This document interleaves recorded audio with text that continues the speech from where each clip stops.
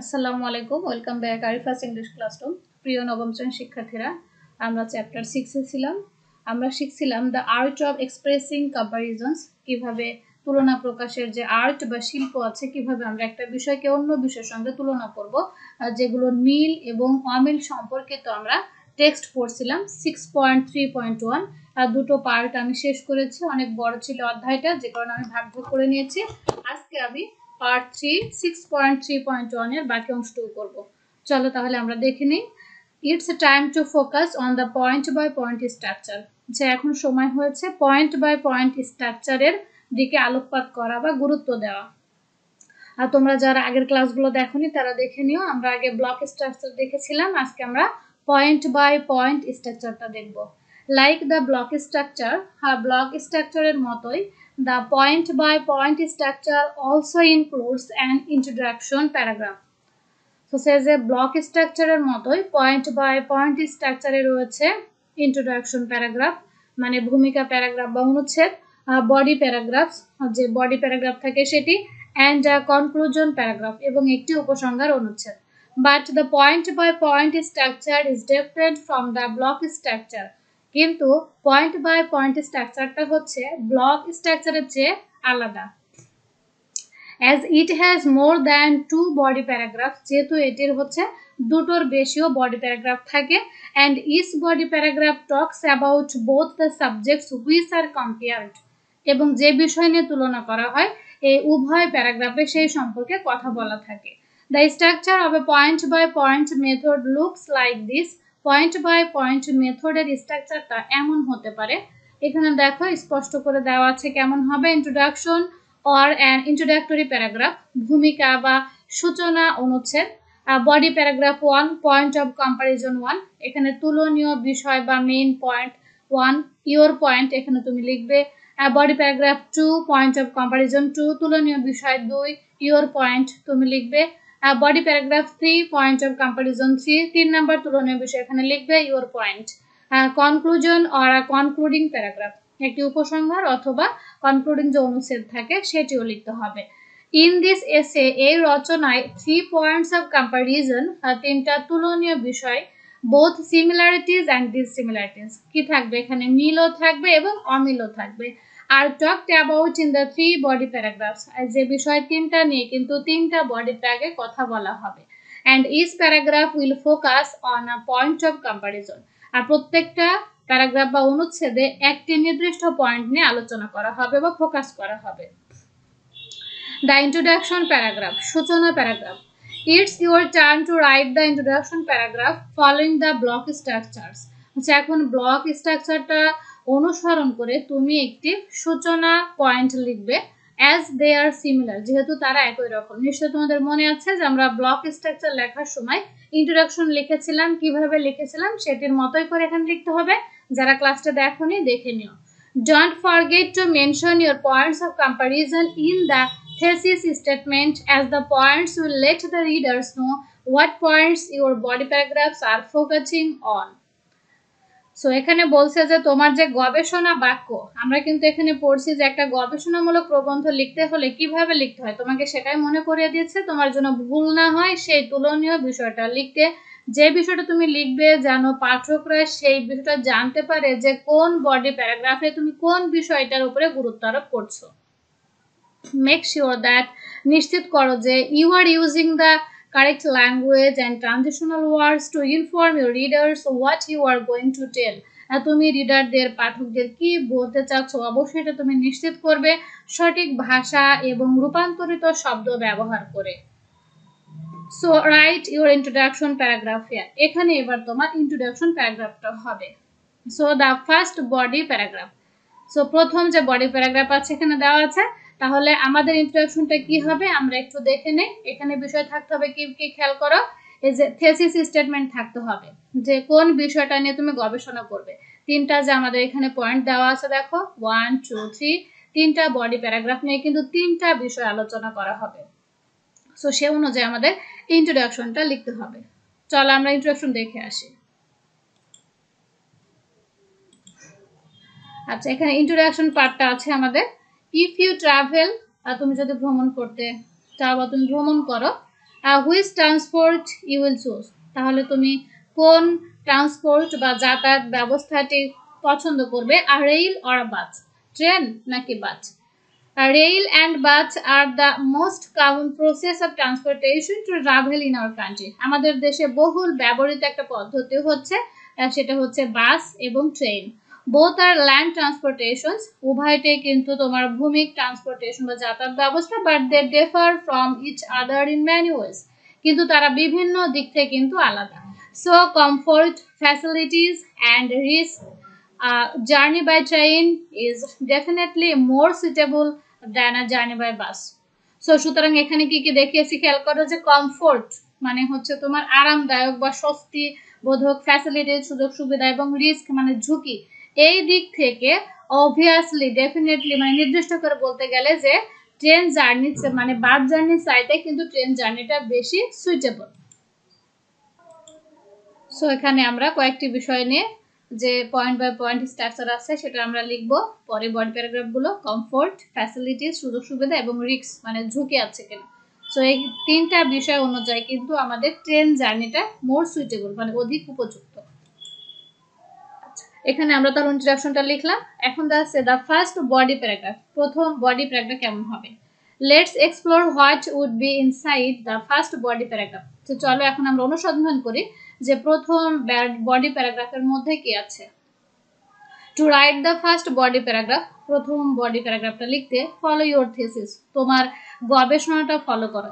Thesis মানে তুমি নিশ্চয়ই বুঝতে পেরেছো, কমফোর্ট ছিল এবং ফ্যাসিলিটিস অ্যান্ড রিস্ক ছিল, যে তোমার এখানে কেমন হবে, স্বস্তিদায়ক কেমন, এবং হচ্ছে সুযোগ সুবিধা কি এবং ঝুঁকিপূর্ণ কতটা, এটাকে বলা হচ্ছে থিসিস। মানে তুমি গবেষণা করবে যে বিষয়গুলো সেই বিষয়গুলো উল্লেখ করতে হবে। Suppose from the Venn diagram, তোমরা নিশ্চয়ই জানো যে আমরা ভেন ডায়াগ্রাম দেখেছিলাম। বিষয়গুলো ছিল your first point of comparison is, তোমার প্রথম তুলনীয় বিষয় হচ্ছে rail journey is more comfortable than the bus journey, বলছে বাস জার্নির চেয়ে রেল জার্নিটা অধিক আরামদায়ক।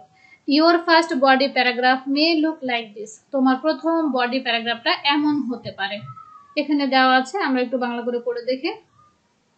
Comfort is a primary concern of people, জনগণের প্রথম যে কনসার্ন বা চিন্তাটা থাকে সেটাই হচ্ছে কিন্তু আরাম।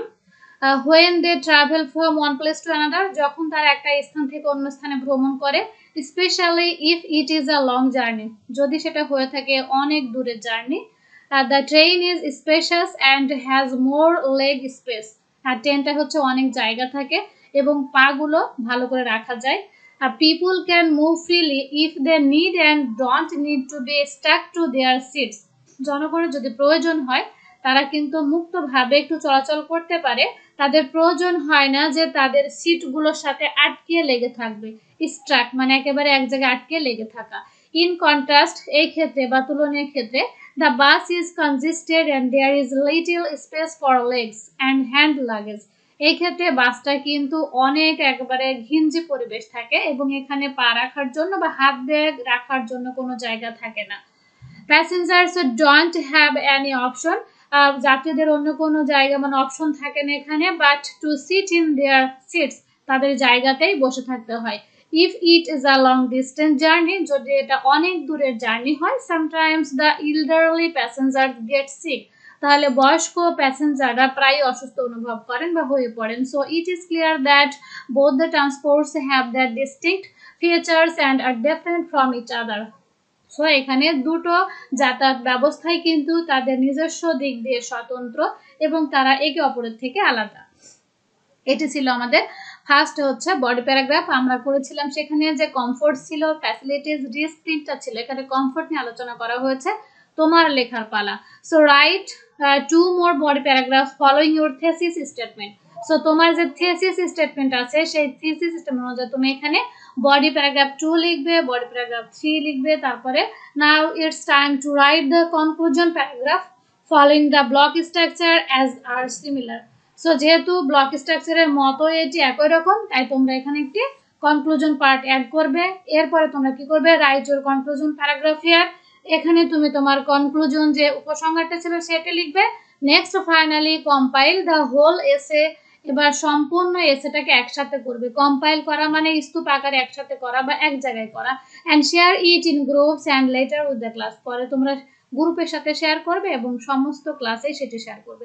সেখানে 3টা স্টেপ তোমাদের লিখতে হবে, 2, 3 এবং হচ্ছে কনক্লুশন। সো আমরা কি দিয়েছিলাম, আমাদের থিসিস স্টেটমেন্টটা দেখতে হবে। আমরা দিয়েছিলাম comfort, facilities and risk.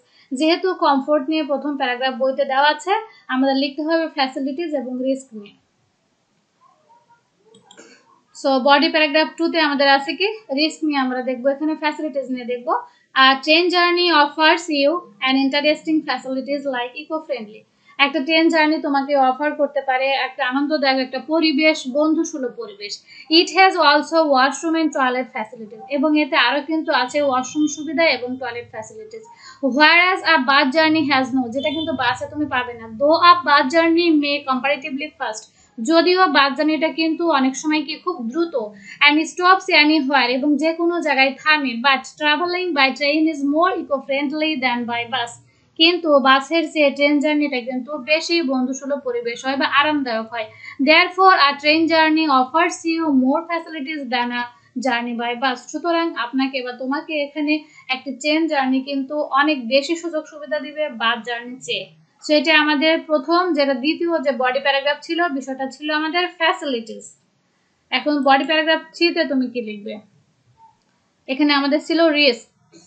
Train journey is less risky than a bus journey. Train জার্নিটা কিন্তু বাস জার্নির চাইতে অনেক কম ঝুঁকিপূর্ণ।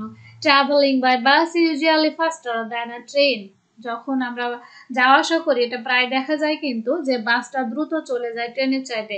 অ্যাজ আ রেজাল্ট, এর ফলে ইট কজেস অ্যাক্সিডেন্ট, এবং এর ফলে কি হয়, অ্যাক্সিডেন্ট হয় বেশি।